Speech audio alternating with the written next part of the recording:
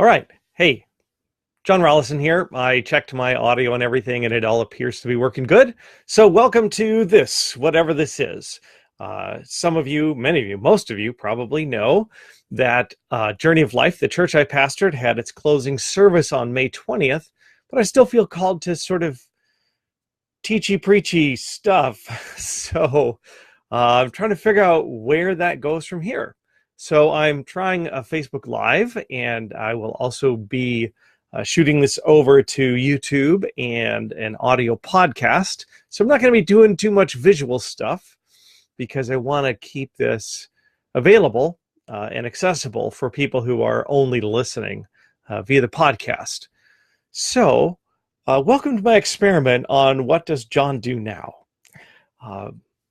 Today, we're going to talk about, I'm calling this in the beginning. It starts with the first, and it's actually just one word in the Bible, Bereshith. That's the Hebrew word, in the beginning. So that's what we're going to talk about. Today, we're going to kind of think through this a little bit. We're going to talk about the existential question of existence. We're going to talk about endings and beginnings. We're going to talk about what is driving the universe, what's behind it all. And we're going to talk about you as a creator. So that's where we're going to go. And I hope you will go with me. A few websites to mention as we start. Of course, I have a website with my name, johnrallison.com. If you go there, you'll see that I'm also looking to serve people in some other ways that basically have to do with writing and audio. But there is a blog and podcast link at the top of that, which will take you to the blog and podcast. Who'd have thought? And journeyoflife.org will still be up and running, posting blogs and podcasts, and who knows what else in the future, depending on where my life goes. And what else? Oh, I started a Patreon account, patreon.com/John Rallison. It's a place you can support me. I guess ideally, in the long run, I'd like to, at this point, my goal would be to start a house church or a series of house churches, and also make life-oriented biblical teaching available in print and on the web and stuff. And a Patreon account is part of that for sure. But if you go to my website, you'll see I'm also looking for other ways to earn a living because I do need to feed my family. So that being said, that's all the preliminary stuff. Let's get going. Okay, so here we go. So I was talking to somebody recently, and they had started reading the Bible, and they decided they would just start at the beginning with Genesis. And they said it kind of freaked them out a little bit. There's sort of a existential crisis, I think, that goes along with starting reading the Bible right from the beginning. That's where the Bible starts, with the words in the beginning. And right there, the Bible kind of slaps us in the face with the existential question of existence, right?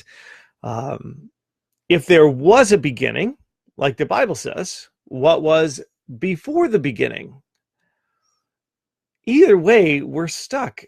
It's one of the difficulties of being human, is the contemplation of eternity. The Bible talks about eternity being put in the hearts of man. And I don't know about you, maybe you're able to just relax with it more. But when I start thinking very much about eternity or non-eternity, either one just kind of gives me the willies. I'm like, how do you conceive of eternity? Or how do you conceive of there not being anything? What is where there is nothing? But what causes something to come into existence if there's nothing? So the words in the beginning already hit us with the existential questions of reality. And by the way, just for your information, throughout most of history, the universe was thought to just exist in a steady state. It just always was. And then scientists began to get better measurements of the movements of the planets and the stars and everything, and all of the astronomical knowledge, of which I know very little, but they came to the conclusion that the universe was actually expanding, and it started somewhere. That was the Big Bang. And in the beginning of the Big Bang theory, the Big Bang, the idea of the universe having a starting point was resisted because of the theological implications, right? If the universe has a starting point, then what started it? In fact, the word Big Bang itself was a derogatory term coined during an interview. One scientist was mockingly saying, like the universe started in some big bang or something, right? So, and that happens a lot. Well, anyway, the word Lutheran is the same way. Martin Luther never would have wanted anything to be named after him. It was the word Lutheran began by people who called the people who were following Martin Luther, they said they were Lutherans instead of Christians, right? They're followers of Martin Luther. So anyway, in the beginning, slaps us in the face with the question of our very existence. The beginning. Our whole lives, though, really are beginnings. Everything is an ending and a beginning. There's no such thing as an ending that doesn't have a beginning. And every single second you walk through life is an ending of 1 second and a beginning of another second. And our lives are just a big chain of endings and beginnings. When you get to sunset, is it the end of the day or the beginning of the night? When you get to sunrise, is it the end of the night or the beginning of the day? If you get, is the end of a pregnancy, is that the ending of the pregnancy or is it the beginning of parenting a baby outside the womb? Journey of Life, the church that I pastor, had an ending on May 20th. But is that an ending or a beginning? Well, yes, I would say yes to both. And we're going to get kind of more into that idea of beginnings and endings a little later as we talk through this. Endings, it's really a matter of perspective, right? It's two sides of the same coin. So when you think of it as endings, that's a time for reflection, not for beating yourself up. Looking backward when something ends and beating yourself up doesn't help anybody. But looking backward to reflect and learn certainly does help people. And then, of course, the idea of beginnings gives us a chance to view our lives through the lens of faith and hope. The lens of faith and hope. So the Bible really begins with the very question of life itself in the beginning. My son, I have to tell you this, my son impressed me greatly one time. I was reading him The Hobbit by J.R.R. Tolkien, and then I started reading him Lord of the Rings as well by the same author. So the book, The Hobbit, the very first chapter in the book is titled An Unexpected Party. And then the book goes on through the whole story. And then you get to Lord of the Rings, and the first chapter is A Long Expected Party. Now, here's the thing. I never noticed that. I never noticed that direct connection between The Hobbit and The Lord of the Rings by the chapter titles, The Unexpected Party and The Long Expected Party. But my son noticed it. It kind of blew me away, actually. I was like, how do you remember that? But, you know, I've got my strengths and memory isn't one of them. So the reason that's important is because John begins his gospel, the Gospel of John. There are 4 gospel accounts of the life of Christ in the New Testament: Matthew, Mark, Luke, and John. John is the most sort of metaphysical and theological of the 4 gospels. And John begins his gospel exactly the same way that Genesis begins. He begins his gospel with the exact same words. In the beginning. It's 2 words in Greek, Bereshith in Hebrew and arche in Greek, but either way, it connects the 2. John tells us by beginning the very same way that Genesis begins that he's about to do some explaining and enlightening to us. So let's let John illuminate the book of Genesis a little bit for us. So if we go back to Genesis and we read through the creation account, what it shows is intentionality and order. The universe isn't an accident. God said this and that happened. God said this and that happened. So we got intentionality intentionality, and order in the Old Testament. But John comes along and he talks about what the driving force behind creation is. Genesis gives an orderly account of the process in its own language, but John talks about what's going on behind it. Here's what he writes. This is John chapter 1, verses 1 to 3. In the beginning was the Word, and the Word was with God, and the Word was God. He was in the beginning with God. All things were made through him, and without him was not anything made that was made. So that's a little bit convoluted word order there, but the point of it is clear, is that in the beginning was the Word, and whatever this thing is, the Word, everything that is in our universe came through this word. Now, the Greek word there is logos, and many of you will have heard it before, that word, if you are students of the scriptures. Logos, if you look it up, it says word, thing, or matter. It's kind of like the core idea of something is its logos. So in the beginning was the logos, the core idea of who God is, and everything that came into being through this logos, through this central idea of who God is. The universe is an expression of who the Creator is through this logos thing. And so all creation is an expression of the Creator. And that's true in life for all of us. Anybody who creates anything, you put your mark on it. It's an expression of who you are. In Eastern Orthodox iconography, people who study icons say they can tell what the iconographer, the person who painted the icon, was going through, like spiritually, at the time that they created the icon, because they put their mark on it. Artists put their mark on paintings. Creators put their mark on the things they create. And so God, the Creator of the universe, has put his mark on the creation. And John is going to tell us what that is. He's going to help us find out what the mark of God is that's on creation. The logos. What is this central driving principle of the Creator through which all of creation came into being? John says the logos showed up in human flesh.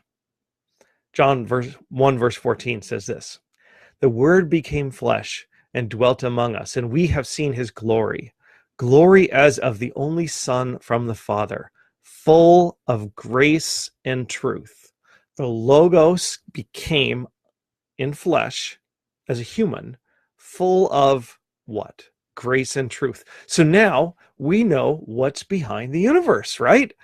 Grace and truth, because the Logos, the driving force of God through which the universe was created, became flesh and was full of grace and truth. So what we know now is that grace and truth is what's in the bones of the universe. It's what's behind everything. If you want to know what the Creator is like, this says to look at Jesus. Look at the way Jesus thought. Look at the way Jesus treated people. Look at the way Jesus acted, the way Jesus responded to people, and you will find out what is the driving principle, force of creation. If it sounds like humanity might have kind of lost the plot on that one, that's because humanity has lost the plot on that one. If the universe is supposed to be full of grace and truth, we have definitely strayed. And that's kind of the story of the Bible, really. The story of the Bible is that of the Creator calling us home, the Creator calling us back to what we were created to be, filled with grace and truth instead of judgment and deception. All right, so now let's go back to Genesis again. In the beginning, God created. Okay, that's where we're starting. In the beginning, God created.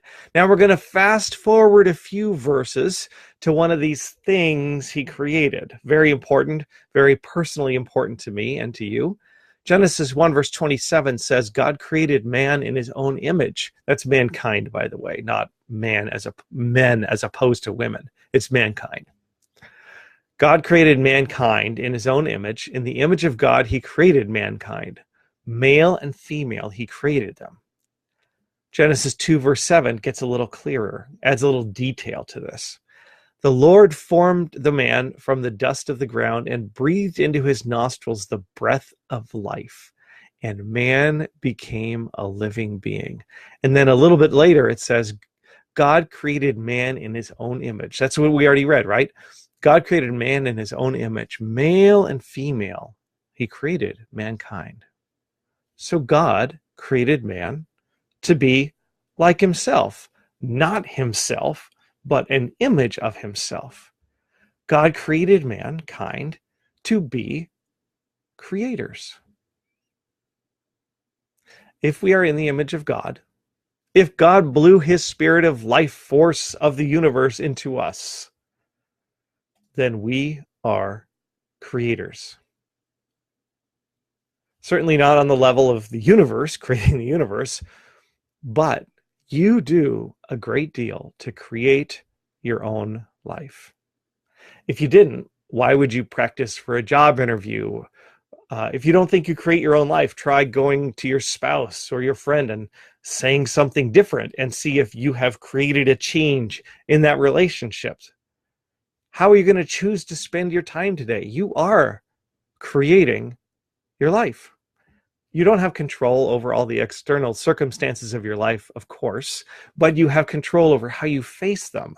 So in a very large way, you are the creator of your life. You have a very large creative hand in your life. And together, we all have a very large creative hand in the world around us. So what kind of world are you creating? What kind of life are you creating? That is a question we should be asking ourselves. Let's go back to creators. Let's see if we can fold together creators and beginnings. Because creators, you and I, we face beginnings all the time. You could even say to yourself every morning when you get out of bed, in the beginning, because this is the day I am creating. As creators, it's easy to see for artists, but all creators, you and me, every one of us who's walking through life, creating, we have to be open to new beginnings that come to us.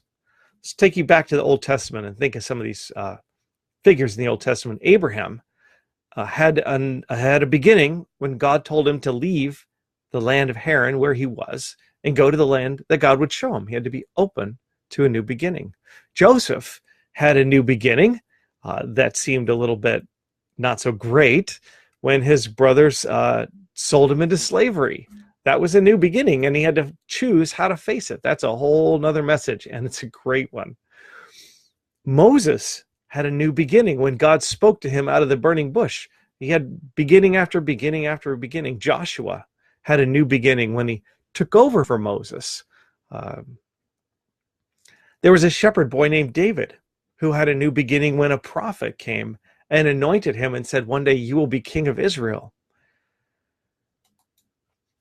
New beginnings. The scripture is filled with them. Our lives are filled with them in very little ways. Every second is a new beginning. And of course, we want to acknowledge that we come to some larger transitions in our lives that are also endings and beginnings. But every one of these endings and beginnings, whether it's a little tiny one, you just get out of bed, you wake up, thank you God, I woke up again, or it's a really big one, like a church having its final worship service, or losing a loved one, or moving to a new city. Every one of these endings and beginnings is a time for you to exercise your creative power, to create your life as you move forward. Jesus' disciples had to continually cope with new beginnings because they kept discovering new levels, new depths of who Jesus is and what Jesus was calling them to in their life, as he called them to participate in the creative redemption of the world, of the calling of the world back to the grace and truth for which God created it. Let me walk you through a few of these instances, because the disciples were asking, who is this? And then Jesus would do something else. Jesus would heal people, and they would say, who is this that can put their hands on people and heal them?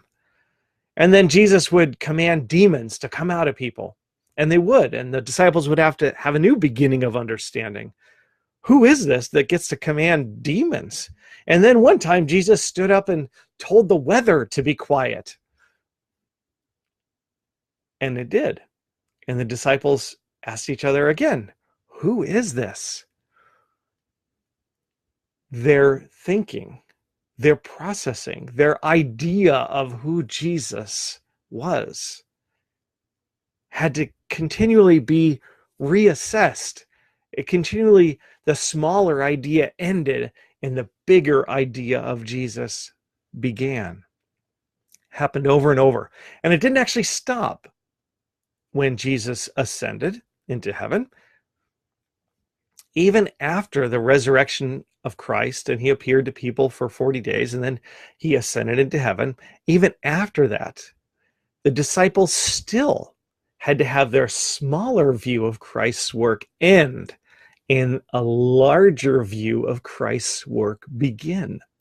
Let me tell you one particular story. It's in the book of Acts, which is a book that chronicles the life of the early church and what happened, and a few of the major figures in the early church. And here's what happened. Peter was called to go to the house of a man named Cornelius, and Cornelius wasn't a Jewish person, and Peter wasn't going to go because people who want to be observant Jews don't go into the house of Gentiles because it makes them ceremonially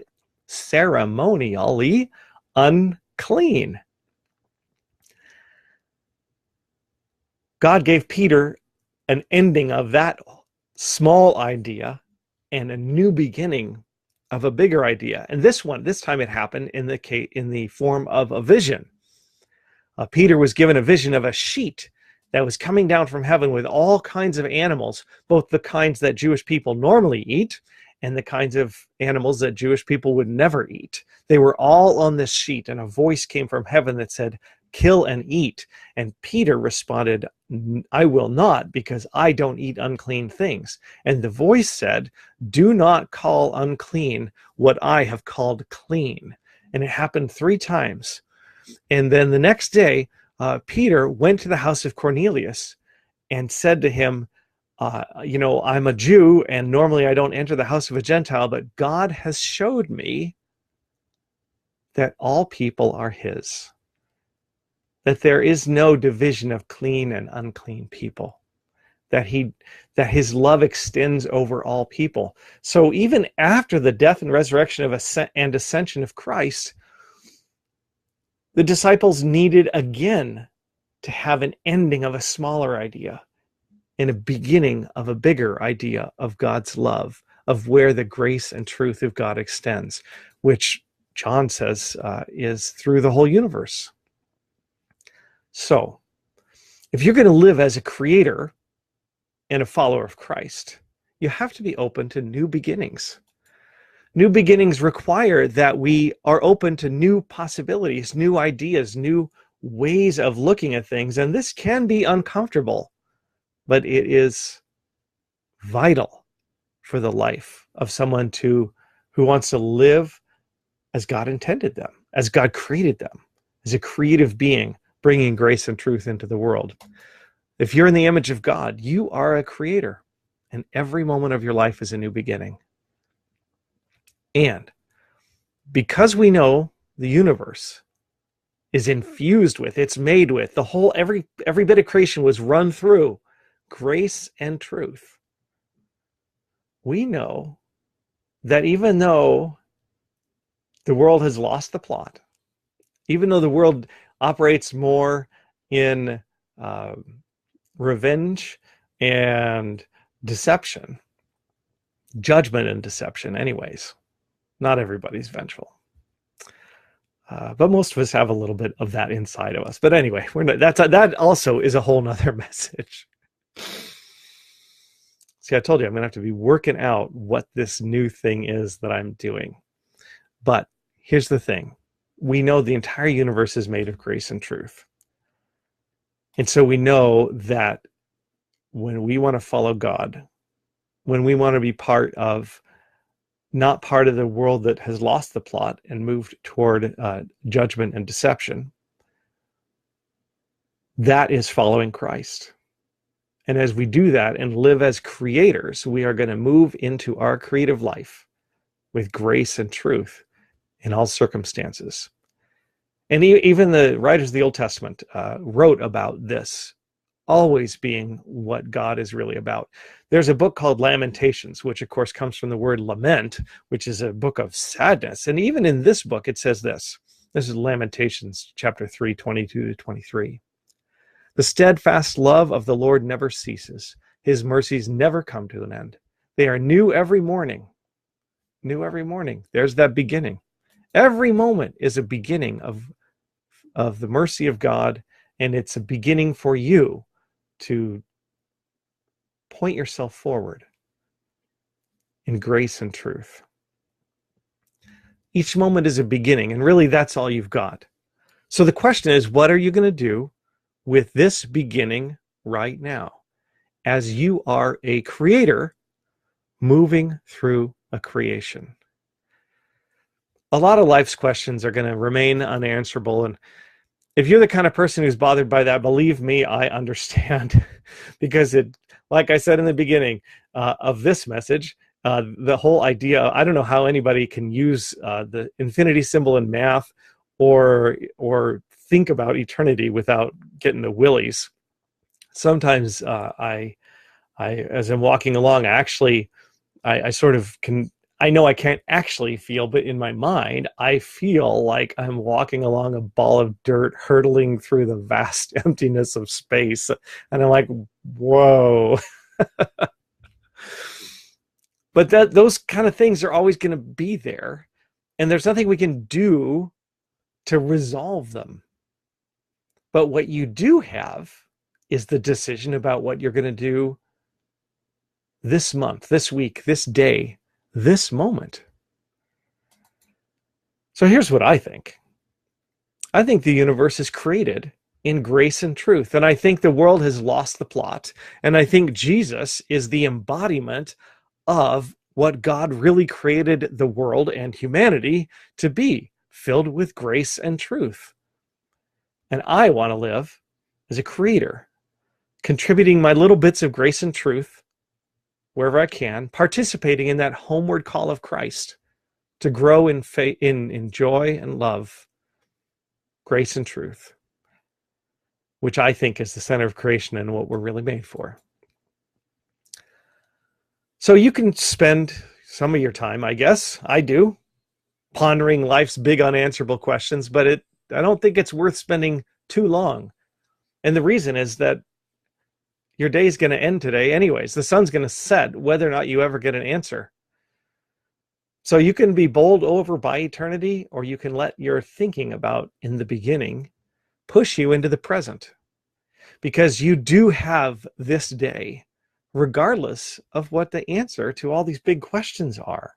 You do have this moment to decide about, regardless of whether you can ever resolve any sort of existential angst you might walk around with.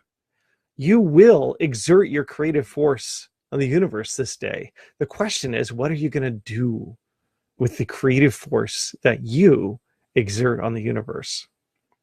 There's this poem called The Summer Day by Mary Oliver. I've heard it quoted before, and I never looked up the whole poem, partly because I'm not really, I don't want to say I don't appreciate poetry as an art form, but I don't have, at least maybe I need more education, but right now my soul does not sing when I hear poetry for the most part. But I thought this one was kind of nice, and it's also short. So I'm going to read it to you, and then we'll be just about done. The Summer Day by Mary Oliver. Who made the world? Who made the swan, the black bear? Who made the grasshopper? This grasshopper, I mean, the one that has flung herself out of the grass, the one who is eating sugar out of my hand. Who is moving her jaws back and forth instead of up and down? Who is gazing around with her enormous and complicated eyes? Now she lifts her pale forearms and thoroughly washes her face. Now she snaps her wings open and floats away. I don't know exactly what a prayer is. I know how to pay attention and how to fall down into the grass and how to kneel down in the grass and how to be idle and blessed and how to stroll through the fields, which is what I've been doing all day. Tell me, what else should I have done? Doesn't everything die at last and too soon?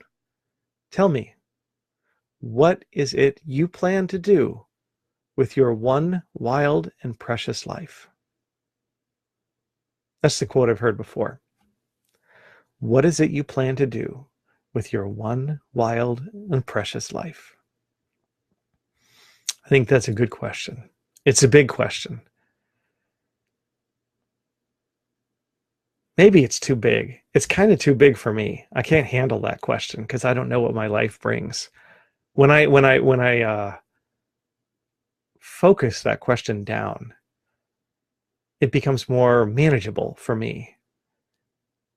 Like, what do you plan to do with your one wild and precious day, this day that you've given? Maybe, what do you plan to do with the next wild and precious hour? I don't know how small you need to get. It depends on how you're focusing.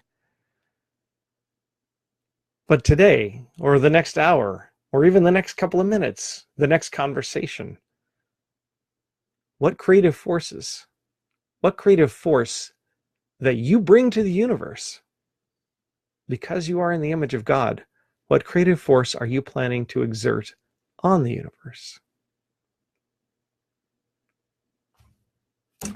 That's my question for you.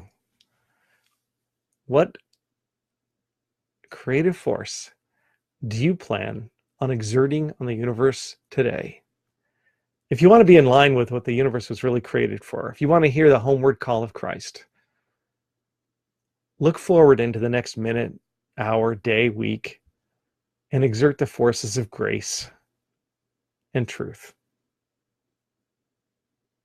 Thanks for hanging with me as I figure out what I'm doing now in the next phase of my life, in this new beginning for me. Again, I'm John Rollison. You can find my website at johnrollison.com. And again, you'll see some other stuff there. If you know anybody who needs a professional writer or narrator, I am open and available for that. But you'll also see links there for the blog and the podcast. I have a Patreon account if you want to support this kind of thing from me. It's patreon.com/John Rallison. Very creative, right? And then the website from my church that had its last service on May 20th is still going and will keep going for some time. I'm going to keep posting these kind of things there in blogs and stuff. And that's journeyoflife.org. Thank you for spending this time with me. And I wish you wisdom and peace for your one wild and precious life.